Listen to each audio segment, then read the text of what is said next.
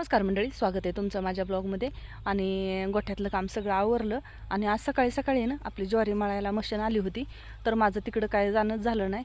गोठ्यातल्या कामाला बराच वेळ जातो आणि सगळं एकटीवरच होतं, त्याच्यामुळे बराचसा वेळ गेला. आणि मळण्यासाठी ना, ज्वारी मळण्यात खास करून ज्वारी मळायची असेल ना, तर थोडंसं ऊन कमी असताना किंवा म्हणजे सकाळी सकाळी मळलेलं कधीही चांगलं, कारण त्याची कूस आहे ना इतकी भयंकर चावते, अंग खाजवतं. त्याच्यामुळे ना शिराळ असतं ना, म्हणजे ऊन नाही तोपर्यंतच मळून घेतलेलं कधीही चांगलं. आणि गावाकडे अजूनही म्हणजे मदतीला असं मळण्यासाठी ह्याच्यासाठी येतेच, त्याच्यामुळं मला जाण्याची म्हणजे गरजही लागली नाही. होऊन गेलं मळायचं. तरी पण म्हणलं एकदा जाऊन यावं, कारण मात्र हे पडलेलं असलं तर व्यवस्थित सगळं कसं गडी माणसं कसे सगळं म्हणजे एकत्र करतात, चांगल्या ज्वारीत ते मात्र्याचं एकत्र करतात म्हणलं जावं. पण नाही, तिथं मी जाईपर्यंत झालेलं होतं. आणि ट्रॅक्टरला पलीकडच्या साईडने तिकडून रोडने रस्ता आहे, त्याच्यामुळे तिकडून ट्रॅक्टर आलं आणि मी तिथे गेले, ज्वारी घेऊन घरी आले. त्याच्यामुळं तिथं कोणीच नव्हतं, त्यामुळं आता मग माघारी आले. आणि म्हणलं तुम्हाला हे काल आपण तणनाशक मारलेलं होतं त्याचं तुम्हाला दाखवते. पूर्ण गवताने सगळ्या माना टाकलेल्या आहेत आपल्या दुसऱ्या दिवशी. आणि उन्हाचा कडाकडा भरपूर आहे, त्याच्यामुळं लगेचच रिझल्ट आपला आलेला आहे. तर हे बघा, अशा पद्धतीने हे सगळं सुकलेलं आहे. आणि हे सगळं झारवडाचं गवत होतं, त्याच्यामुळं लवकर सुकलं गेलेलं आहे. जर का शिपी बरेचसे म्हणजे असं गवत असेल ना, एक ठोंबडीचं गवत असतं ते ना, ते जळत नाही, त्याच्यासाठी वेगळं आपल्याला बोलूनच तिथं औषध घ्यावंच लागतं. आणि हे जर का हे मोठं उचलतानाचं जास्त ना, त्याच्यामध्ये कांगरेज असेल, चिमुककाटा असेल, राजगिरा असेल. तर राजगिरा तुम्ही म्हणाल की राजगिरा म्हणजे हे खाण्यासाठीच नाही, तो नाही, गवताचा प्रकार आहे. आणि त्याला भयान काटे असतात. खुरपून घेणार असाल तर ते कवळच आहे, तोपर्यंत घेतलं तर ठीक. थोडंसं निबर झाड झालं तर भयंकर त्याची कूस असते, त्याला काटे असतात, हातात मोडतात. त्याच्यामुळे ना तर एक तर फवारणी करायची किंवा खुरपायचं असेल तर कवळं असेल तरच खुरपून घ्यायचं. तर इथं कुट्टी करायची चालू आहे. आणि थोडंसं म्हणजे काम जर काही असेल ना, तर असं लोड असेल ना, तर असं फक्त ऊस, एक टाईम घास, थोडासा घास जरा म्हणजे आपण जावळच त्याचं कापून टाकतो ते, त्याच्यामुळे ना थोडंसं कातरून टाकलं ना एक टायमिंगला तर होऊन जातं. मेथी घास असेल किंवा नेपियर घास असेल, आपलं परत हेच मारवेलचं जे गवत आहे हे, तर हे एक टायमाला आहे ना अडकी त्यात कातरून जरी टाकलं ना तरी खातं, त्याला कुट्टी करायची गरज लागत नाही. तर हे सकाळच्या टायमिंगलाच आहे ना ऊसाची कुट्टी टाकायची आपल्याला. सकाळी एकदा टाकलेली, पण थोडीशी पुरती नव्हती, म्हणजे थोडी कमी पडलेली होती, त्याच्यामुळे अजून थोडीशी करू आणि टाकू. तर कुट्टी करून गायला टाकली. आणि इथं आपल्याला लसूण काढायचं आहे आज. तर लसूण आहे ना हे 8 दिवसापूर्वीच काढायला आलेला होता, पण ह्याला मेथी घासाला पाणी सोडताना ना ह्या सारा आपला भिजला गेला, त्याच्यामुळे ना थोडासा लेट झालेला आहे 8 दिवसांनी. आणि थोडा उशीर झाला, त्याच्यामुळं वरचा जो पाला आहे ना थोडासा असा ही झाल्यासारखा झालेला आहे. आणि कुडी ना ही खुडून निघते काढायचा प्रयत्न केला तर. आणि ह्या प्युअर गावरान लसूण आहे. हे लालसर कुडी असेल तर आपला प्युअर गावरान असा लसूण समजायचं. जी पांढरी असते त्याची पाकळी पण मोठी असते, तर तो शेडचा असतो. आणि ह्याची पाकळ्या ही ह्या लसणाच्या आहेत ना एकदम बारीक असतात. आणि गावरान पण मोठ्या मोठ्या कुड्या होत्या, पण जसं म्हणजे जसा पाहिजे जसा हवा ना तसा आलेला नाही. कारण एक विघ्न म्हणतात ना, तसा प्रकारचा ह्याच्यावर काहीतरी पलटालं आहे. तरी पण आहे ना मेथी घास फवारताना आपण जे बोकडा टाईप पलटालं होतं ना, त्यावेळेस आहे ना ह्याच्यावर पण फवारणी केली होती. तरी पण आहे ना थोडंसं म्हणजे त्याच्यावर ही झालेलं आहे, कुडी म्हणावाशी नाही पोचलेली, पण चांगला आलेला आहे. आणि जर का लेट झाला ना काढायला तर त्याची कुडी म्हणजे सारखं पाणी देत राहिलं, काढायला आल्यापासून जर का पाणी दिलं तर थोडासा असा त्याच्या कुड्या आहेत ना अशा विचकटल्यासारख्या होत्यात, म्हणजे त्याच्या घुगऱ्या झाल्यासारख्या होत्या. त्याच्यामुळं लवकरच काढलेलं कधीही चांगलं. तर हे थोडंसं तरी पण आहे ना आपल्याला 8 दिवसांनी लेट झालेलं आहे, पण काही हरकत नाही. थोडासा पाला वरचा ही झाल्यासारखा होतोय, पण चांगली जुडी व्यवस्थित अशी बांधता येईन आपल्याला. तर आता दोघीजणी आलेलो आहेत, स्नेहल आणि मी काढण्यासाठी. तर आत्ता काढून आपण आहे ना असेच ह्या गटोड्यात बांधून घेऊन जाऊ घरी. आणि संध्याकाळी निवांत ह्याच्या जुड्या बांधून मग आपण ही करू. तर हा जो लसूण आहे ना म्हणजे आमच्या सासूबाईपासूनचं आम्ही हे म्हणजे हे गेल्या वर्षीचं आपण आत्ता थोडं तरी 1-2 किलो लावायपुरता ठेवायचा राहतोच. तर तेच बिनं आत्तापर्यंत आपल्याला पुरत आलेलं आहे आणि ही करण्यात आलेलं आहे. तर लसूण काढायला आलेलं आहे. तर हे लसणाची जी कुडी असती त्या कुडीच्या मध्यभागी जी हे असतं ना थोडंसं वरच्या साईडला एक लसणाची पाकळी येते, त्याला लसणी फुटल्या असे म्हणते. ज्यावेळेस निब्बर होतं ना त्यावेळेस आपला लसूण काढायला आला असं समजायचं. तर तळ्याचं पाणी आलं आहे का बघावं म्हणलं लाईट आल्यानंतर. तर तळ्याचं पाणी ना आल्यानंतर आहे ना अगोदर विहिरीत साठवून ठेवतो आणि नंतर मग विहिरीतून ह्या विहिरीमध्ये एक लाईटवरची मोटर आणि 2 सोलार असं बसवलेलं इथं. मग एकदा साचल्यानंतर आहे ना सगळं सोबत चालू करून पाणी जिकडं आपल्याला घ्यायचं आहे तिकडं घेतो. तर आता सध्या आहे ना थोडंसं दाऱ्यावर म्हणजे दुसरे काम चालू आहे, त्याच्यामुळे आता सध्या हे मोटर बंद आहे. तर एक सोलारवरची मोटर आपल्याला चालू करून घ्यायची आणि ऊसामध्ये लावायचं आहे पाणी. आणि ही जी विहीर आहे तर ही 5 परस विहीर अगोदरची आहे, म्हणजे ही झालेली ह्याच्यावरही बरंच आहे. पण ह्याच्या हे आत्ता जेवढी भरली त्याच्यावर जर का आलं तर समजायचं की म्हणजे पाणी दुसरीकडे जा म्हणजे पाणी विहिरीत थांबत नाही, मुरुमातून पाणी निघून जातं. त्याच्यामुळे ना ह्या जेवढं म्हणजे पाषाण जे आहे ना पाषाणाच्या वरी पाणी येऊन द्यायचं नाही.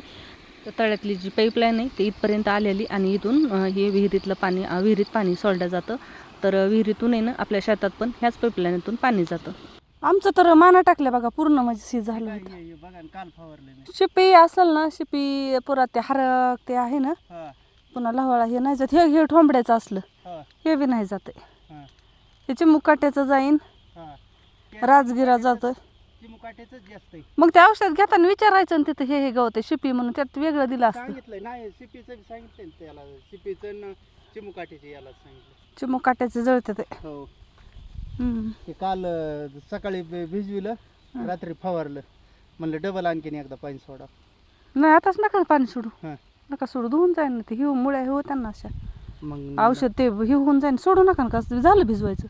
नाही नाही आता शिक तर हे बसवायला नाही नाही नका सोडू, मग असं नका सोडू.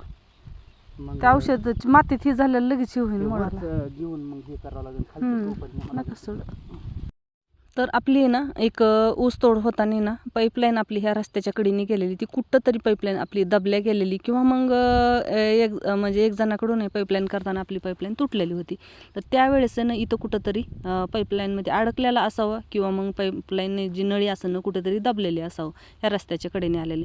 त्याच्यामुळे ना ह्या वाटणीचं थोडं 1 एकरचं भिजायची थोडीशी फजितीच चाललेली. पाणी काय ह्यातलं व्यवस्थित हे बघा उगं थोडं थोडं थोडं थोडं थोडं असं झिरपल्यासारखं ह्या पाईपलाईनीतून पाणी येते.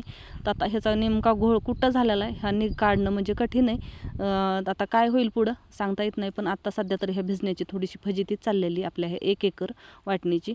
तर ह्या इथंच आहे ना रस्त्याच्या कडेलाच आहे, इथं थोडंसं असं म्हणजे आवाज म्हणजे जाणवतंय काहीतरी अडकल्यासारखं, गडगड गडगड गड धडधड धडधड इथं होतंय. पण नेमकं इथंच अडकलं असेल का कुठं हे काही सांगता येत नाही. तर असं झालेलं आहे. तर हे सारखं चालूच असतं शेतकऱ्यासोबत आहे ना अशा ह्या म्हणजे हानी काहीतरी चालूच असते. आपण काहीतरी करायला गेलं की ही काहीतरी नुकसान आपलं चालूच राहतं म्हणजे राहतंच. तर इथं शेजारची पण आमची ऊस लागवड चालू आहे. एवढं भयान ऊन पडत आहे ना विचारू नका, इतकं भयंकर ऊन पडलेलं आहे. आणि तळ्यावरची मोटर बंद करून सोलार दुसरी लाईटवरची मोटर चालू करून घेतलेली आणि ऊसात 2 जाग्यावर पाणी आपण घेतलेलं आहे. तर एक मिती घास जे आहे मिनी पेर घास आपलं हे ना हे भिजवायला चालू आहे आणि एक मोटर इकडं आपण सोलारवरची ऊसात पाणी घेतलेलं आहे. तर साहेब अगोदरच आलेले इथं, पण 2 जाग्यावर शक्य नाही कारण मिती घासाचा सारा थोडासा भिजला की तिथं दारं द्यावंच लागतं. तर मी इथं थांबणार आहे, ते तिकडं जाणार आहेत मिती घासाच्या तिथं दारं देण्यासाठी दाऱ्यावर. तर हे बघा बऱ्याच इथं भिजून झालेलं आहे. येईपर्यंत थोडंसं उताराचं रान असल्यामुळे ना 2-3 सऱ्यामध्ये पाणी लावलं ना तर लगेचच खाली येतं. त्याच्यामुळं 7, 8, 10 अशा सऱ्यावरचं दारं व्यवस्थित असं करून घ्यावं लागतं. आणि इथं बघा हे ज्यावेळेस आपण हे जे ऊस आहे ना ह्या वाटणीतलं आपण हे हार्वेस्टरनी तोडलेला होता. त्याच्यामुळे ना बरंचसं इथलं वरच्या साईडचा जो पाट असतो 2 पाट ठेवलेले असतात कारण आपण ट्रॅक्टरने मशागत करतो आणि ट्रॅक्टर वळण्यासाठी ह्याच्यासाठी व्यवस्थित आपण खालच्या वरच्या साईडने आपल्याला जागा एवढी 2 पाट होतील कारण सुरुवातीला तर 2च पाट असतात. त्याच्यामुळे ना ही जागा ठेवावीच लागते. तर एक आहे ना एकदम म्हणजे साफ झालेलं होतं आपलं हार्वेस्टर ऊस तोडल्यामुळे ना. तर तोच पाट करून वरच्या साईडचा चालू म्हणजे व्यवस्थित असा करून घ्यायचा चालू आहे. कारण पुढचं जे आहे ना थोडंसं आपण जी ह्यातला अर्धा आहे ना तर म्हणजे 10 ते 15 गुंठे असेल तेवढं आपण आहे ना ऊस आपण गायांसाठी ठेवलेला आहे. त्याला अजून आपण पाणीच दिलेलं नाही एकदा पण. म्हणजे ज्यावेळेस म्हणजे बरेच दिवस झालं जवळजवळ 1.5 महिना होत आलं त्याला पाणी सोडलेलं नाही आणि आपल्याला आत्ताच ऊस तेवढा सगळा संपणार नाही. त्याच्यामुळे ना 1-2 वेळा पाणी देणं गरजेचं आहे आपल्याला.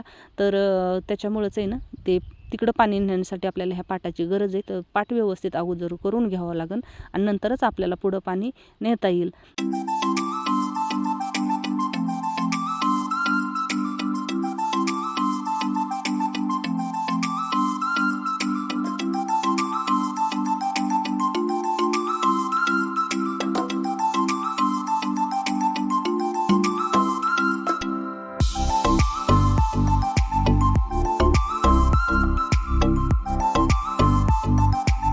पाठ करून झालेला आहे. तर आता पाणी ना आलं का आपण आता? पुढच्या ऊसाच्या इथे ना लावून घेऊ एकदा. तोपर्यंतच आहे ना फोन आलेला आहे, खुराकाची गाडी आपली घरी आलेली त्याच्यामुळं. तर पाणी लावून आहे ना खुराकाची गाडी आली त्याच्यामुळं इकडे यावंच लागलं. कारण तिथं म्हणजे घरी कुणी नाही आहे सांगण्यासाठी त्यांना. आणि प्रत्येक वेळेस आहे ना आपण जरा थोडंसं हे बाहेरच्या ह्या जे गव्हाणीत ना ह्या साईडलाच इथंच आपण प्रत्येक वेळेस आपण खुराक खाली करून घेतो. पण थोडंसं पावसाचं वातावरण झालेलं आहे, त्याच्यामुळं काय होतं अचानक जर का आलं तर सगळं खुराक भिजल्या जाईल. त्याच्यामुळे ना आपल्याला ह्या वेळेस आहे ना शेडमध्येच खाली करून घ्यायचे खुराक आपलं सगळं.